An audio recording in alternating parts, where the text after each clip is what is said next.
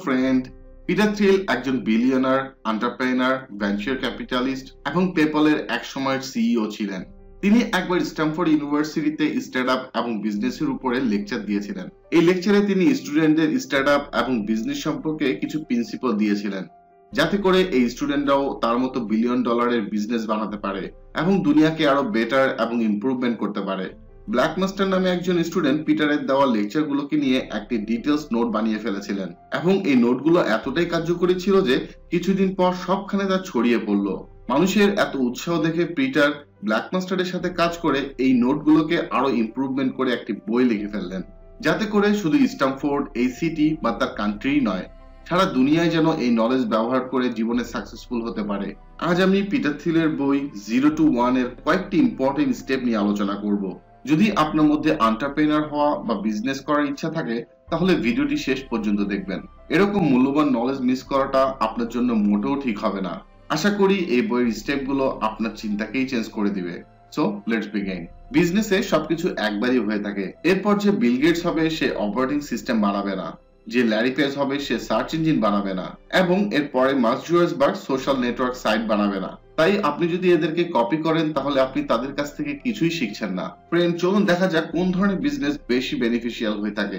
Already exist কোনো বিজনেসকে copy বা improvement করে কোনো নতুন বিজনেস শুরু করা উচিত হবে, নাকি কমপ্লিটলি ডিফারেন্ট বিজনেস মডেল বানিয়ে এর মনোপলিকে এনজয় করা উচিত? আপনি যদি একটি টাইপরাইটার নিয়ে 1000 সেম টাইপের টাইপরাইটার দুনিয়া ধরে বেচে দেন তাহলে অথরের মতে এটাকে বলে 1 থেকে n যাওয়া। এটাকে আমরা গ্লোবালাইজেশনও বলে থাকি। আর এই গ্লোবালাইজেশনের পারফেক্ট এক্সাম্পল হচ্ছে চায়না, যার কাজ হচ্ছে ডেভেলপ কান্ট্রির সব সাকসেসফুল জিনিসকে কপি করা। কিন্তু আপনি যদি গরুর গাড়ির যুগে গাড়ি বানিয়ে দেন তাহলে আপনি 0 থেকে 1 যাবেন, বা কারের যুগে এর পরিবর্তে এরোপ্লেন বানিয়ে দেন, টেলিফোনের যুগে মোবাইল বানিয়ে দেন, টাইপরাইটারের যুগে কম্পিউটার বানিয়ে দেন। এই সবগুলো ব্যাপারেই আপনি যেই প্রোগ্রেস করছেন তা হচ্ছে 0 থেকে 1 যাওয়া। আর এটাকে আমরা টেকনোলজিও বলে থাকি। আর আমেরিকা এটার পারফেক্ট এক্সাম্পল, যার কাজ হচ্ছে নতুন নতুন সব ইনোভেশন তৈরি করা, পৃথিবীর সব নতুন নতুন জিনিস নিয়ে আসা। এই বইয়ের অথর পিটার থিলের মতে আমাদের সবসময় চেষ্টা করা উচিত 0 থেকে 1 যাওয়ার জন্য। কেননা এই কোম্পানিগুলো মনোপলি বিজনেস এনজয় করতে পারে, কেননা তাদের কম্পিটিটরের মধ্যে পড়ে তাদের প্রাইস কমানোর প্রয়োজন হয় না। মনোপলি হচ্ছে একচাটিয়া আধিপত্য। ধরুন আপনি যদি কোনো কিছু সার্চ করতে চান, ওয়ার্ল্ডের অনেক সার্চ ইঞ্জিনের মধ্যে সর্বপ্রথম আপনার মাথায় গুগলই আসবে। বা আপনি যদি কোনো ভিডিও দেখতে চান প্রথমে ইউটিউবই আপনার মাথায় আসবে। সেম অনলাইন ট্রানজাকশন করতে গেলে পেপলই আসবে, কেননা তারা মনোপলি হয়ে সেট হয়ে গেছে আপনার মাথায়। চলুন দেখা যাক এই মনোপলি এর লাভটা কতটা বেশি।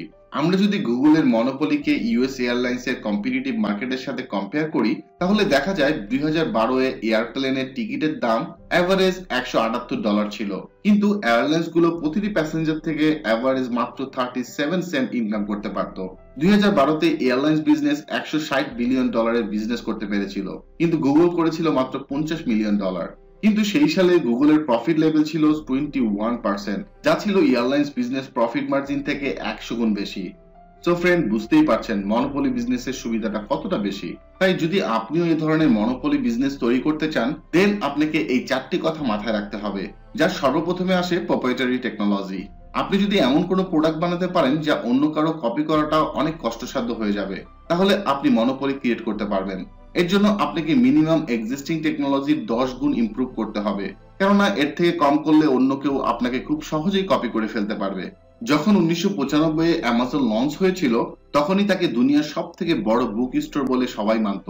অ্যামাজনকে যদি আপনি তখন অন্য কোনো বুক স্টোরের সাথে কম্পেয়ার করেন তাহলে বুক স্টোর গুলো খুব বেশি হলেও 1 লাখ বই রাখতে পারতো, কিন্তু অ্যামাজন শুধু সাপ্লায়ারদের কাছ থেকে বুকের লিস্ট নিত এবং যখন কোনো কাস্টমারের অর্ডার পেত তখনই সে ওই বই কিনতো, এবং এর জন্যই অ্যামাজন একটি মনোপলি ক্রিয়েট করতে পেরেছিল। দ্বিতীয়টি হচ্ছে নেটওয়ার্ক ইফেক্ট। যদি আপনি আপনার প্রোডাক্টের নেটওয়ার্ক ইফেক্ট ইউজ করতে পারেন তাহলে আপনার কাস্টমারদের আপনার প্রোডাক্টকে যে কোনো সময় ছেড়ে যাওয়াটা অনেক কঠিন একটি কাজ হয়ে যাবে।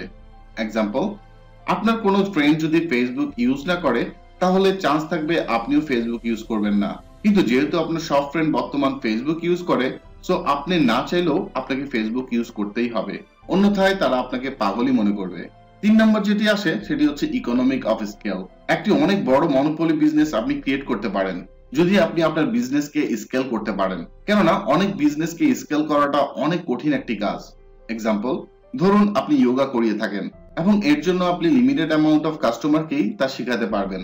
আপনি যত পরিমাণে অন্য যোগা টিচারই নেন না কেন বা যত পরিমাণ অন্য ইনস্টিটিউটই খুলেন না কেন, একটি সফটওয়্যার স্টার্টআপের সাথে আপনি কখনোই পারবেন না। কেননা একটি সফটওয়্যারের স্টার্টআপ অনেক তাড়াতাড়ি স্কেলেবল হওয়া সম্ভব। কেননা একটি সফটওয়্যারের অন্য একটি কপি বানানো বা বিক্রি করতে কোনো টাকাই খরচ হয় না। নেক্সট হচ্ছে ব্র্যান্ডিং। একটি স্ট্রং ব্র্যান্ড ক্রিয়েট করার মাধ্যমে আপনি স্ট্রং মনোপলি ক্রিয়েট করতে পারেন। এক্সাম্পল, অ্যাপলের কথা চিন্তা করুন। তারা অনেক কেয়ারফুলি তাদের সব ম্যাটেরিয়াল গুলো কিনে থাকে তাদের সব প্রোডাক্টের জন্য।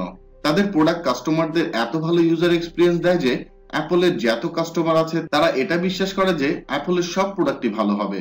আর এই মনোপলিকে ক্রিয়েট করতে অথর 3টি স্টেপ নিয়ে কথা বলেছেন, যার প্রথমটি হচ্ছে ছোট থেকে শুরু করুন এবং তাকে মনোপলি বানান। আপনাকে সবসময় বিজনেস ছোট মার্কেট থেকেই শুরু করা উচিত, কেননা ব্যাপারটা অনেক সিম্পল। একটি ছোট মার্কেটকে কন্ট্রোল করা এবং এর মনোপলি ক্রিয়েট করাটা অনেক সহজ, কিন্তু বড় মার্কেটে এটা করা অনেক কঠিন একটি কাজ। কেননা কোনো বড় মাপের বিজনেসম্যান আপনাকে তার এক্সিস্টিং মার্কেটে তা করতে দিবে না। যখন পিটার থিল মানে এই বইয়ের অথর পেপলের স্টার্টআপ শুরু করেছিলেন, তখন তারা সব মার্কেটে ই-ওয়ালেটের কনসেপ্ট মার্কেটিং না করে ইবের এক্সিস্টিং কাস্টমারদের ই-ওয়ালেটের অফার দিয়েছিল। কেননা তখন তারা টাকা চেকের মাধ্যমে ট্রান্সফার করত এবং এর জন্য অনেক সময়ও লেগে যেত। এবং যেহেতু এই মার্কেটটা বড় কোনো বিজনেসম্যানের কাছে অনেক ছোট ছিল, তাই তারা এটার ব্যাপারে কোনো খেয়ালই করছিল না এবং মাত্র 3 মাসের মধ্যেই পেপল এই মার্কেটকে ডমিনেট করে ফেলেছিল। দ্বিতীয়টি হচ্ছে আপনার বিজনেসকে স্কেল করা। যখন আপনি কোনো ছোট মার্কেট ডমিনেট করতে পারবেন, দেন আপনি ধীরে ধীরে অন্য মার্কেটগুলোতেও ডমিনেট করতে পারেন।